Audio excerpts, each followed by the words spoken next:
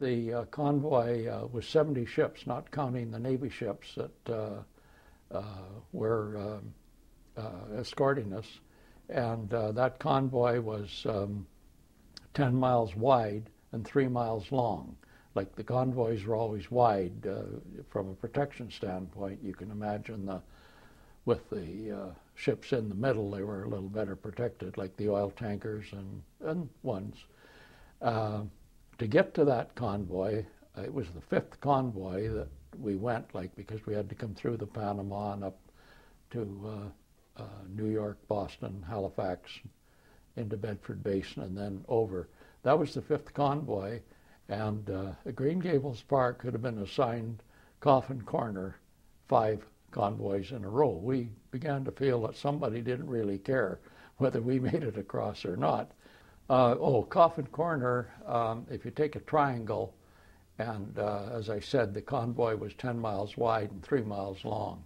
Well, the aft port and starboard corners of the triangle, that was the one you didn't want to get on, because if you kind of drifted off, got a little slow, and didn't keep up convoy speed, you could be picked off pretty easily, because they were keeping an eye out for you. And so when you got that corner, you were Coffin Corner. That was just a name we had for it.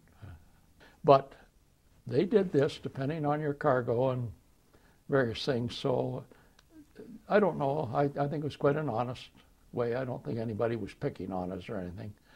But when we're in the North Atlantic at one point, it was just the point where the convoy was breaking up. In other words, some ships would be going to London, some to Liverpool, some to Firth of Forth. Some ships were going on the Murmansk run. And we were signaled in changing convoy, and I should point out the enemy at that point picked an excellent time to attack, because there was a fair amount of confusion, as you can imagine, with 70 ships all trying to get into certain little smaller convoys and get onto their and the enemy attacked at that point, and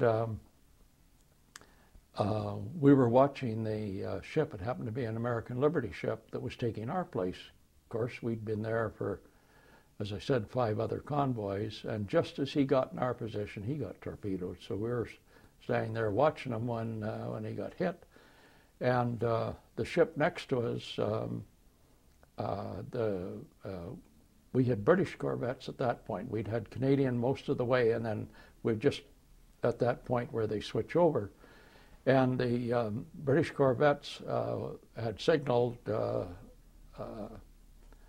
I forget, it was a flag they put up, but when they put that up, you knew they had a sub. They weren't fooling around. They think they got one.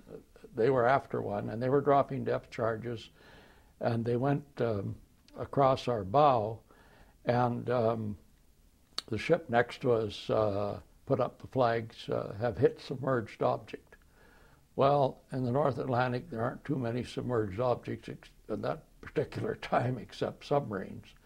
And the sound was so loud, each column in a convoy was 600 meters apart, or that's what you tried to keep. And they hit they'd obviously hit the sub, and it was so loud, water, of course, transfers sound excellently, and we ran out on deck because we thought we'd hit something. I was off watch at the time, and as I say, this signal came up of hit submerged object, and then we actually heard the submarine breaking up as it went down. And that's a sound I'll never forget, and it's a scary sound. And you knew it could be you, but it was a submarine at this time, and you heard it break up until it finally just faded away, sort of thing, you know. So that was a scary time, and you didn't really have time to be afraid, but you were afraid after you thought about it. That was what it amounted to. That was one time, convoys.